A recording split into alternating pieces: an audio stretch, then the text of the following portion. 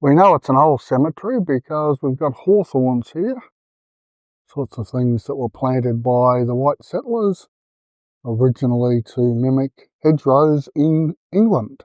Out of a sheep pasture now, at least it's keeping the grass down around the deceased.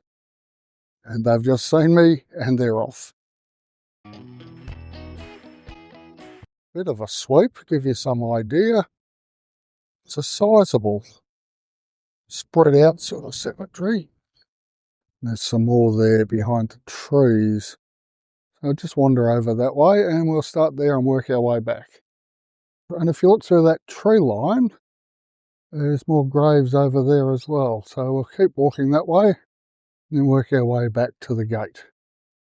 1827, that's a fairly early time for white settlement in Australia as a whole, seeing as how Sydney started in 1788.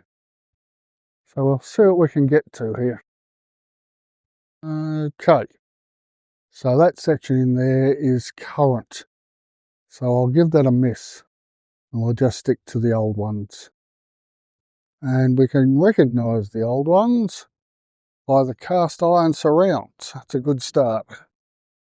Now this shows she was in use up until, well, early in the 20th century. This is Arthur John Hundy, I think. 12th of May 1909 as a 39-year-old. You can see the spike at the top that was meant to hold the crucifix. Well maintained, even surrounded with chicken wire to keep the rabbits out. And again, some damage on this one, but mostly still there.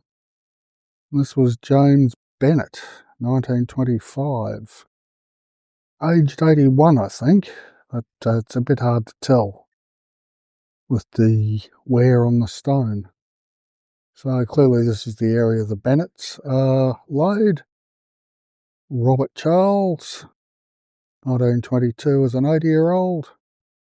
And his good lady wife, Agnes Laura, aged 76 in 1926. And next to them, to the memory of Ellen, who was the dearly loved and devoted wife of Robert Bennett. She died in 1899 as a 52-year-old. Quite a nice piece of stone.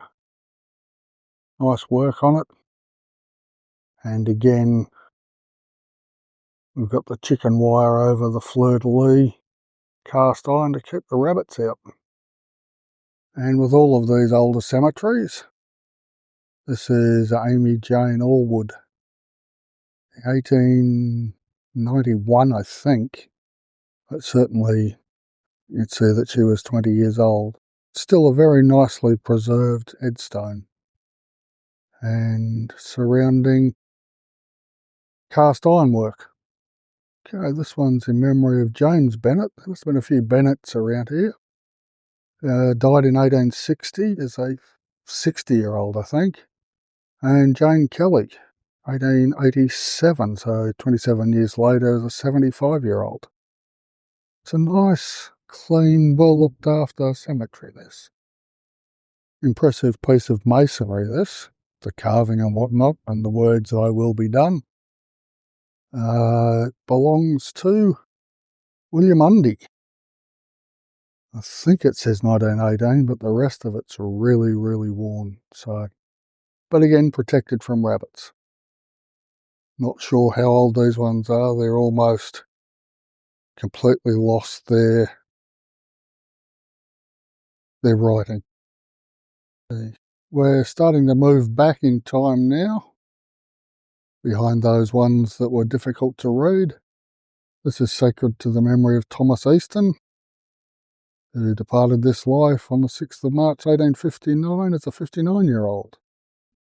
And also in memory of Jessie Lang Easton, June the 24th, 1865 as a 29-year-old.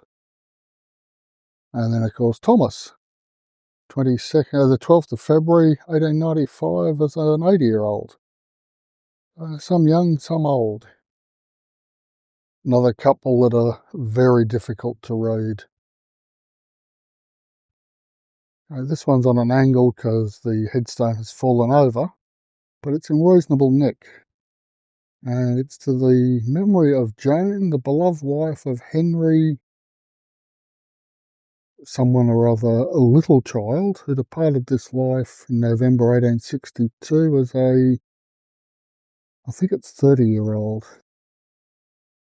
And then there's the rest, which I assume is Henry, but it's very difficult to read. Well, impossible. This is indeed an old one, and reasonably plain till we get to the plaque at the bottom. Okay, so this is in memory of Peter Pegas, born in Carriacou, Granada, in the early 1770s. Had a military career. Captain Pegas settled in the Swan River in 1829 in WA. Was given 18,000 acres. But bushfire destroyed the property and he moved to Van Diemen's Land, supervised road building and whatnot, and became governor of Oatlands Jail, holding this position for many years. He died on the 30th of October 1853. It's a while back. Another difficult one to read, but I think it's George. Oh, it's for Prudence, wife of George Bagley. And she died in 1881, age 51. A lot of wives going early. Now this is Charles Ellis Bagley, 20th September 1865, aged 5 months.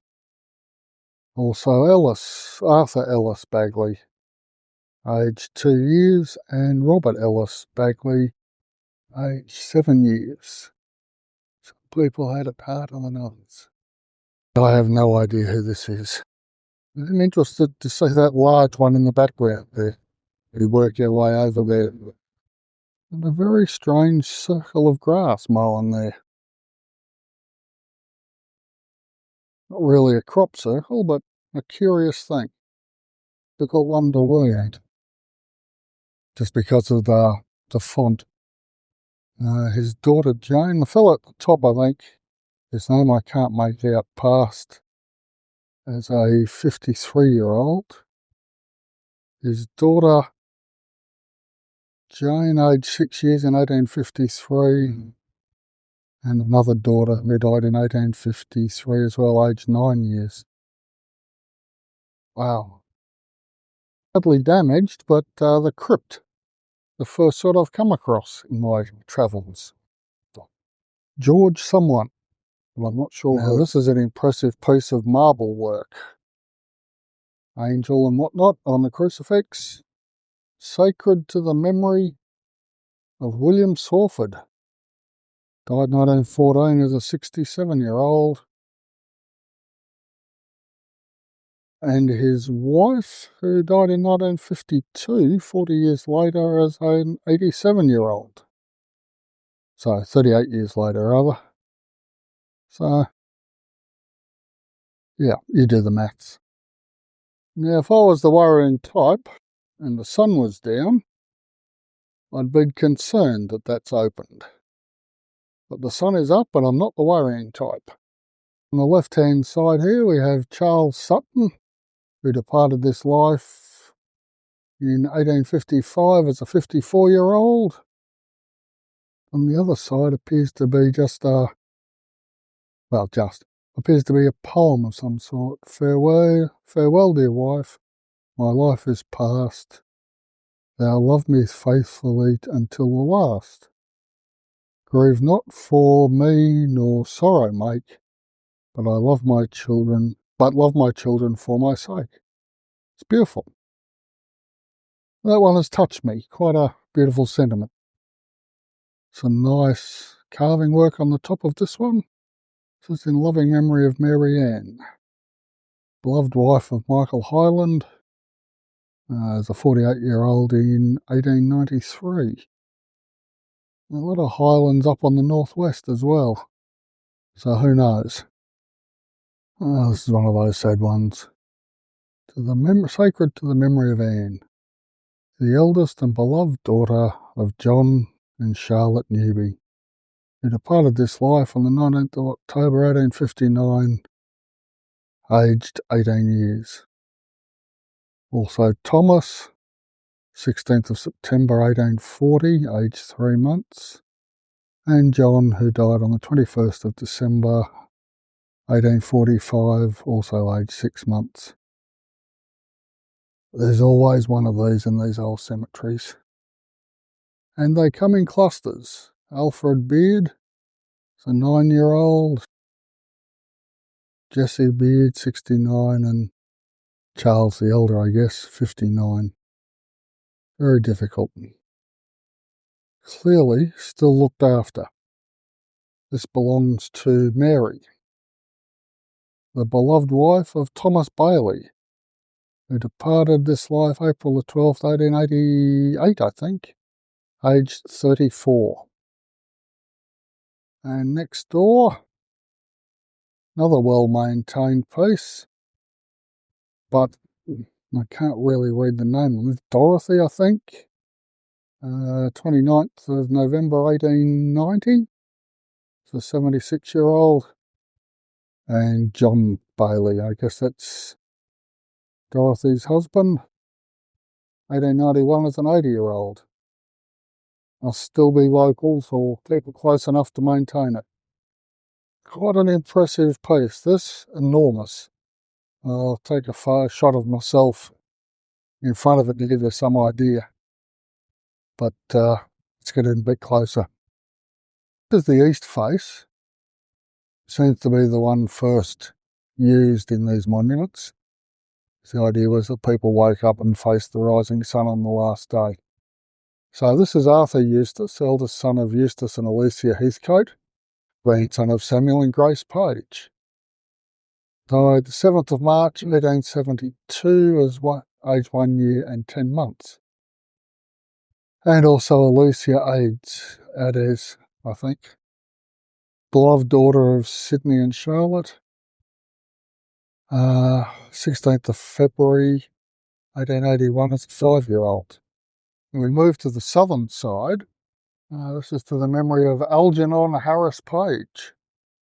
Died in 1905 as a 58-year-old. And Myra Kathleen Grace, 1887 as a 10-year-old. And Eileen Alma, 1895 as a 14-year-old. Loved daughters of the above. It's tough. North face. It's well documented and upkept. This is Samuel Page, died 31st of March 1878, aged 68 years, and don't forget them, 20 days. And Grace Ann, who passed away in Hobart in 1882, aged 66. He ran the premium coaching service between Hobart and Lonnie. And a few bob. Now on the western side, you just wonder how people survived. George Page, 12th of December 1842, 2 years and 6 months. Louisa Lydia Page, 26th of January 1856, 1 year and 6 months. And then Harriet, 1867, aged 52 years and 7 months. Now I'll give you an idea of how big this monument is. Right, it must be a few metres either way, about 4 or 5 high. Having worked our way back to the Page Monument, I'll call that a day here in the old Oatlands Cemetery in the southern Midlands of Tasmania.